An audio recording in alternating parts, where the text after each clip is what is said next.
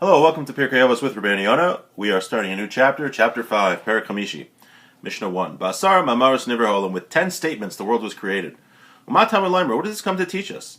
Hashem could have created the world with one statement. Rather to exact retribution from the evildoers. For they destroyed the world that was created in 10 statements. And to give reward to the righteous. They keep the world going. Which was made in 10 statements. Let's see what Rabeinu Yonah has to say. It says, if you read Parshas Bereshis, the beginning of the Torah, from where it says Bereshis Bar Elokim, from that God created the heavens and the earth, in the beginning of God creating the heaven and the earth, until Vayechulu, where it talks about Hashem resting on the Sabbath. Kasuv Tisha Pa'amim Vayomer. It says the word Vayomer 9 times. Ubereshis Maimerhu, and then you add with that the word Bereshis, and you have 10 times. Shenemar Bidvar Hashem Shemayim Nasu. With the word of Hashem, the heavens were made. She'iyavsher Shenivra Shemayim Va'aretz Ela B'Maimer. That the world has to be created with a statement. Ma Tamid Laimer V'Elo B'Maimer Echad Yachalav. It's like we said, Hashem created the world with one statement. Rosalaimer means to say, Ma B'Lam Deinu Kisha Amar Ki B'Sar Mamaros Nivra. What we're asking is, what is the Mishnah coming to teach us, or what is it coming to teach us when it said the world was created with 10 statements? O Perusha, or you could explain, what's the purpose of Hashem creating the world with 10 statements as opposed to one? So it's to tell us the depth of evil of the evildoers. They destroy the world with their deeds. The world is such a great thing that it was created with 10 statements. To show that the world was created with 10 statements, even though it could have been created with one, shows the severity of evildoers when they destroy the world. And they will be punished for their evil deeds. And on the contrary, we say that it was created with 10 statements to give reward to the righteous. The world was only created to do what is correct in the eyes of Hashem. So those who do that, they keep the world going. Okay. Mishnah Beis, let's do the second. Literally, I said it keeps the world going, but it literally means that because of the righteous people, the world continues to exist. Maybe a little bit more specific, Nefesh HaChaim says that specifically studying Torah keeps the world existing. In fact, he says that if there was a moment where, for even a second, that nobody in the world would be studying Torah, then the entire world would be destroyed. That's why it's very fortunate that we have time zones, because when people are sleeping in Lakewood, they will be up in Jerusalem. And when they're sleeping in Jerusalem, they'll be up in Mid-Alpin, so somebody could be studying Torah.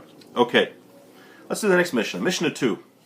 Asara Doros Me Adam Va'anayach. There were 10 generations from Adam until Noah. Lahodia Kama Erech Apayim Lefanav, to show how patient Hashem is with his anger. Shekol Hadoros Hayu Machisim Uboyim Ad Shehevi Aleim Esmei Al. All the generations angered Hashem until finally Hashem brought the Mabul, the great flood which destroyed the world. Asara Doros Minoach Ad Avraham. There were 10 generations from Noah until Abraham. Lahodia Kama Erech Apayim Lefanav, to show how slow Hashem is to anger. Shekol Hadoros Hayu Machisim Uboyim Ad Shebo Avram Avinu V'Kibo Schar Kulam. All the generations from Noah to Abraham got Hashem angry, so to say, until Abraham came and received reward for them all. Okay, Rabeinu Yonah says, the 10 generations. Because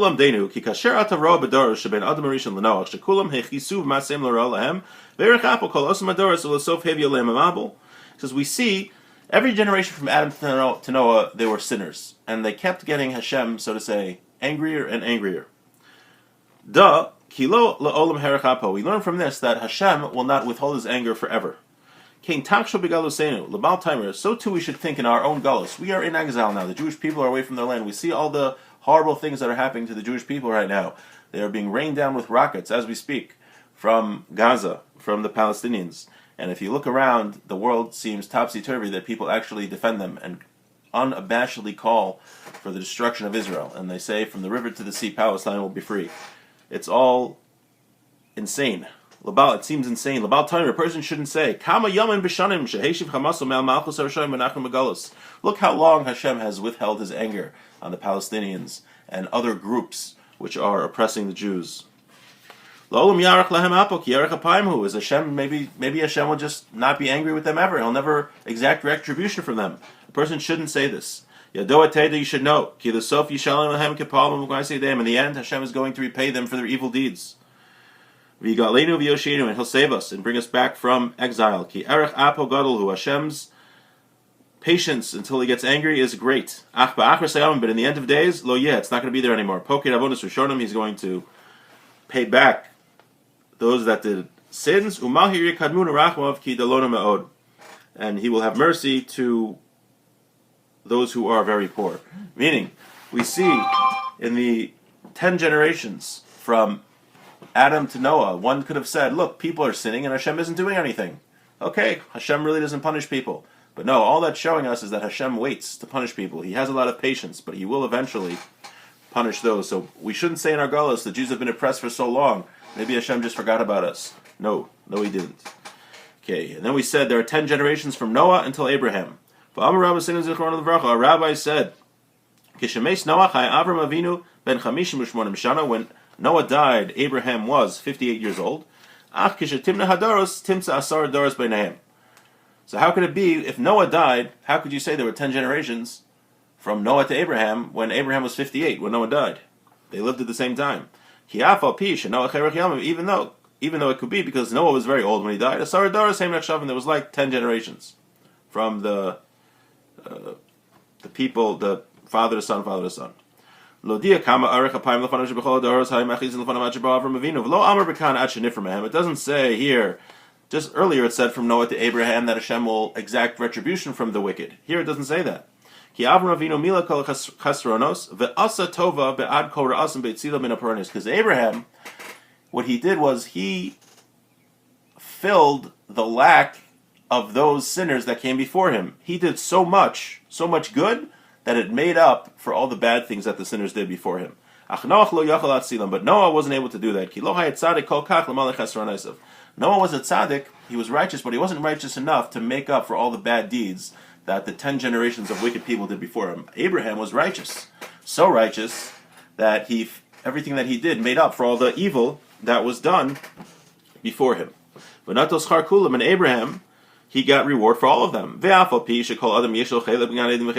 person has a potential to go to hell or heaven. If he does the right thing, he'll go to Gan Eden, he'll go to heaven. If he does the wrong thing, he'll go to hell. But if Hashem told us we should all do good, so you have one guy who does good and the other guy doesn't do good. So the person who did good when his friend didn't, he'll take his portion in Gan Eden in heaven, and he'll take his friend's portion. And therefore, Abraham took the portions set aside for those evildoers in heaven. And this is what it says: a time to do for Hashem, for they have violated your Torah. If you live in a generation where Torah learning is weak, you should learn Torah, the Gemara says.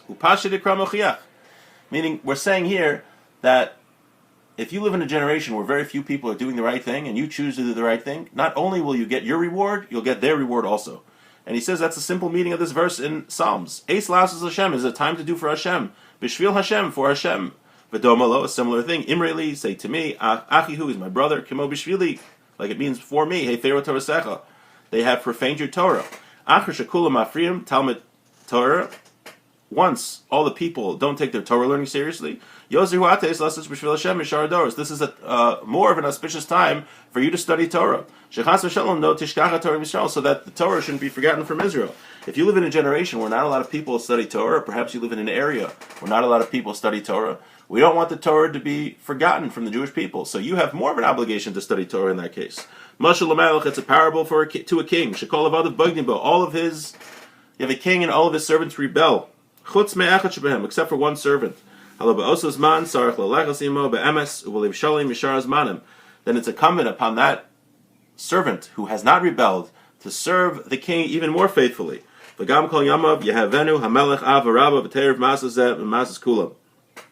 all of his days the king will love this servant with love that is equal to the love he would have had for all of his servants. So we're learning here at the end of Mishnah 2, Mishnah Beis, that Avram Avinu, because he lived in a generation of evildoers, and he was such a tzaddik, he was able to get the reward for those evildoers. So nowadays, very many people don't keep the Torah. They don't follow the mitzvos.